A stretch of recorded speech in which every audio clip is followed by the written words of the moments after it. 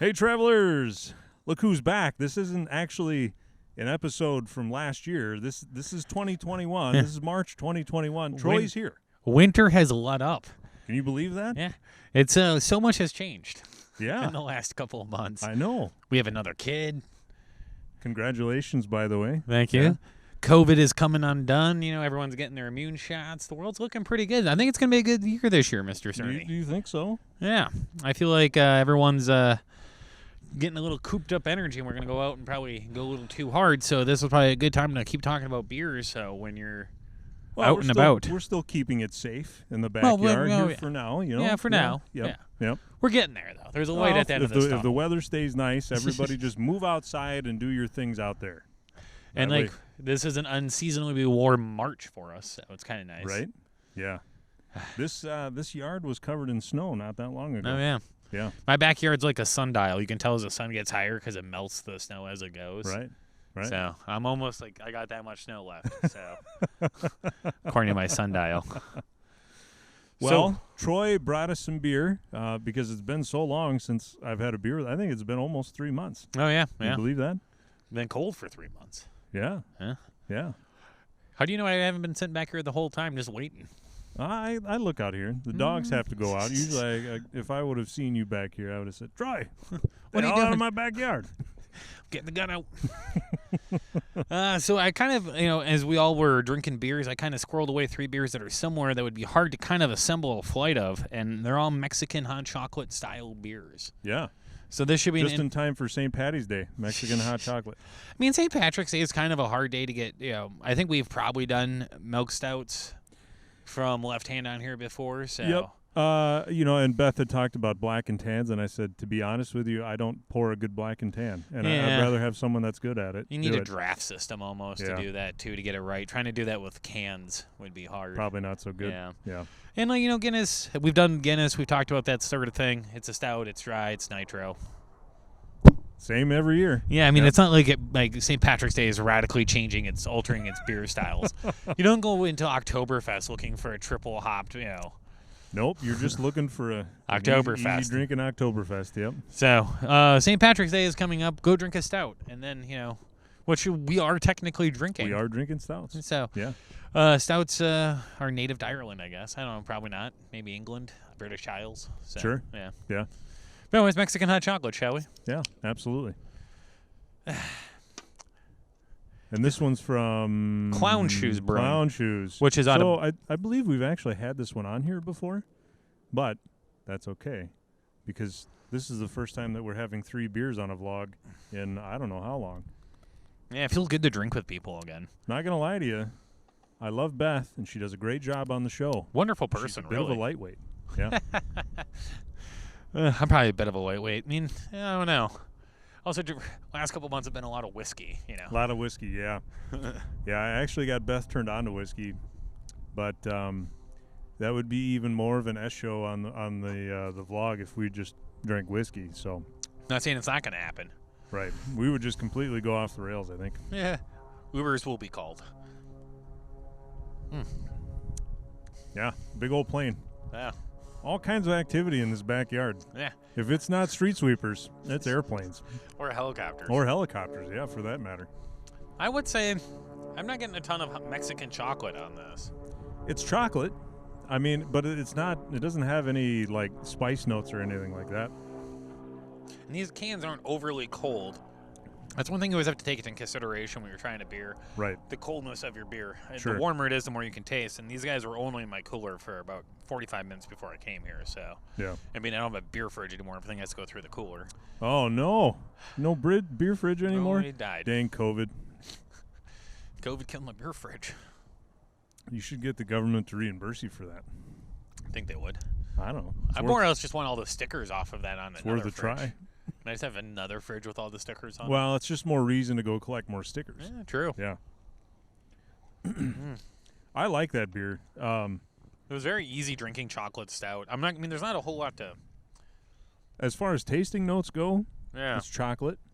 It's not offensive. There really isn't a outstanding hop presence at all. I would say that's a good intro to Mexican chocolate. Yeah. mean, I didn't get any spice because that's the hallmark of Mexican chocolate, isn't it? Is that there's a spice element to it. You know, I'm no Rick Bayless, but sure. I don't even know what that means. You don't even know who Rick Bayless is? Who's Rick oh my Bayless? gosh, he's like the American connoisseur of Mexican food. Oh. Yeah, out Well. of Chicago. You know what they say about Chicago? Yeah, it's like Great Mexican food. it's the Mexican food mecca. Yeah, I would say that one was pretty like, I don't know, I felt like it was just drinking milk stout. It kind of, it was unoffensive. Yeah, Kind of curious to see. This one is from the Fermatorium. it's a collab they actually did with Zymergy, which is in Menominee.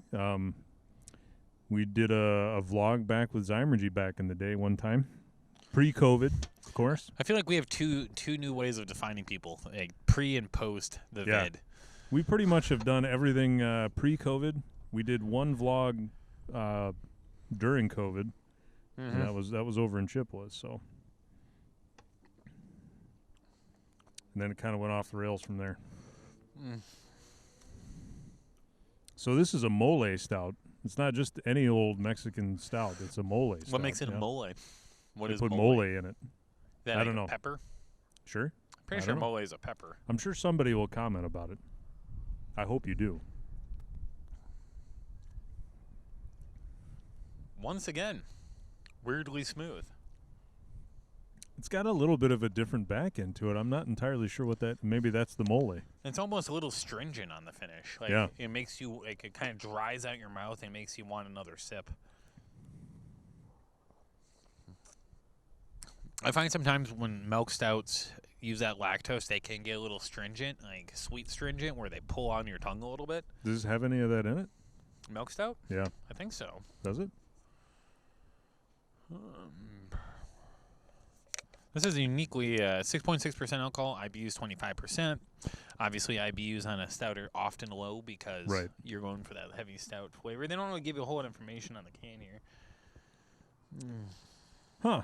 Yeah, I'm not getting a ton of... I'm not really getting any lactose necessarily, unless. I'm getting a stringent flavor. I'm trying Yeah, to there, identify. and I'm not entirely sure what it is. Yeah. If I was dry sampling this, I wouldn't guess Mexican chocolate at all. Yeah. Usually, I guess it doesn't have that full bodied flavor. And Definitely, maybe, yeah, it's not heavy in your mouth. and maybe that's not what they were going for anyway. Just even looking at the carbonation at the bubbles here, they're very loose and fight. You know, a lot of times those milk stouts or stouts and heavy can get those heavier, creamier heads on them. Yep. That was odd. Not bad. But Not odd. bad. Yeah. Yeah. And I think we're actually getting more collabs starting around here. I know that Zymergy and Brewery Nonic, they collab on quite a few beers. Yeah, both Menominee it's- breweries. Yeah, makes it's sense. nice to see. Now we're going to odd side. So we did Boston, local, and now we're going to Michigan. Is that Bon Bon de la Muerte? It sounds like it, yeah. I like the way you said that, by the way. Yeah, I know all kinds of Spanish. You Dude. bet. You know Robin, but Bon de la Muerte. Yeah. Bourbon barrel-aged imperial stout with chocolate and dead sea salt. oh, good thing it's a Dead Sea salt. Yeah. I hate living seas salt. How do you get dead sea salt? Eh, thank goodness. Can you just go on the interwebs and go, I want some salt from the Dead Sea, and they go, yep. I looked up we'll a ship it. map the other day of like, where is the Dead Sea? It's really not that big. No. You know, you think of sea, you think like Mediterranean or black, and you get a picture of it, like, oh, that's just like a salty lake.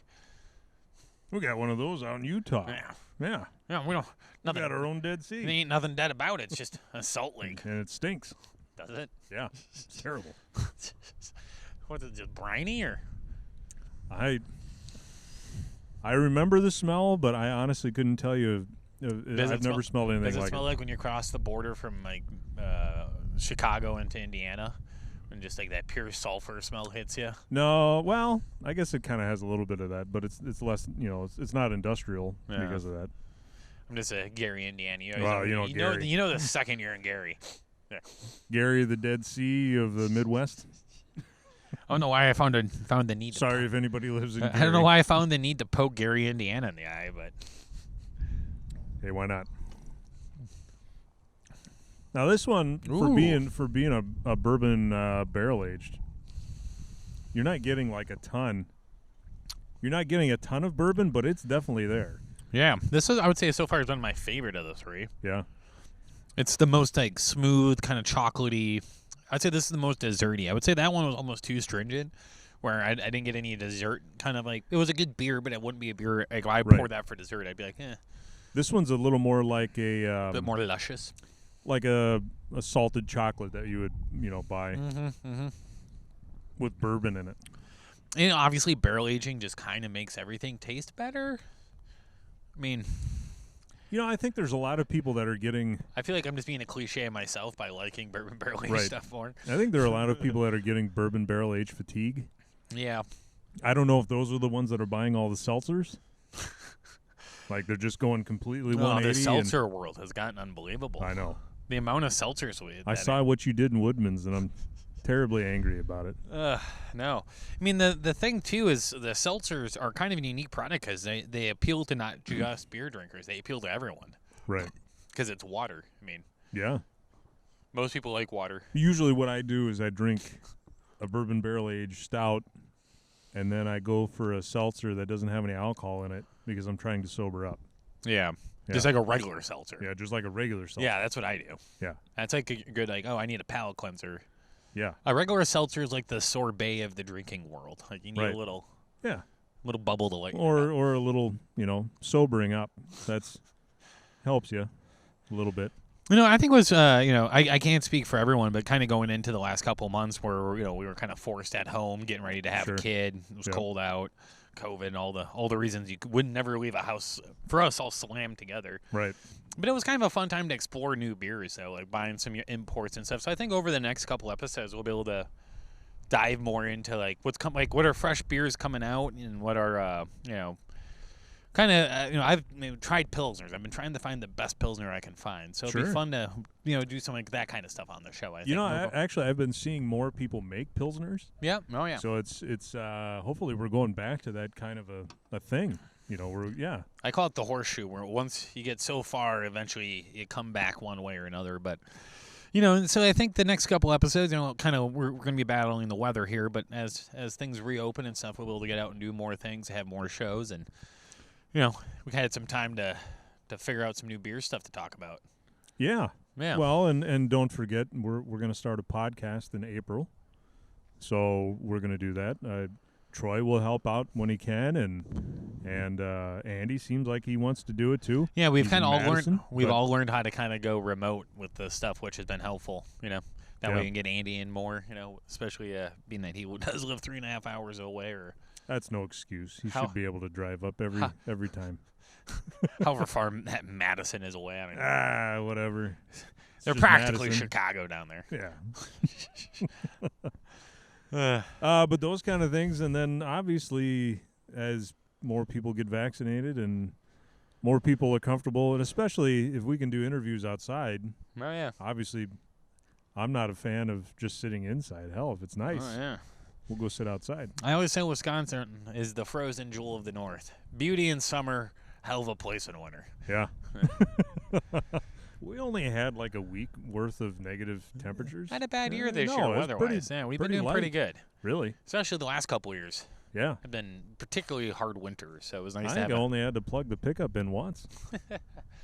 Well, especially this year, I finally got like the snowblower attached to the front of the lawnmower, and we barely got any snow. You were really excited to I use was it. like, I'm going to be just... I think the last time I saw you, I said, you watch, you hardly will ever get to use it. And you were 100% correct. Sure enough. I got to use it like 5 times. Yep.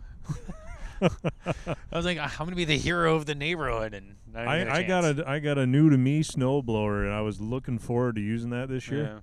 Yeah. And it was getting to the point where we'd get a half inch of snow, and I'd go, we can just snowblow that, I think. Yeah, I mean, at that point, I ran up and down the whole block, just getting everybody's sidewalk. You're You just got to make it worth it. anything to be outside. Yeah. Just after days and days of spending in with the family, you're just like so many days inside. I think there was a 3-day stretch where I didn't leave the house at all. Ugh, so rough. It was awful. Yeah. Anywho, But Mexican stouts, kind of a good way to end winter, I guess. well, let's hope that winter's ended, because honestly, we've had a foot of snow on Easter before. We're on the upswing regardless, though. Yeah. We Even might if trip a few times. even if we get snow here on out, it'll melt relatively fast. So. Oh. So keep tuned. We're gonna have good things coming ahead this let's, spring/summer, and let's hope the weather's improving where you are, and hopefully, if you're not vaccinated yet, hopefully you're getting to the point where you have been. If that's your thing, and hopefully it is your thing, because let's be honest, being cooped up inside sucks. You know, this is a good time. All those beers and breweries that kind of helped you afloat during the COVID, let's go out and visit these places, shall we? Yeah, absolutely.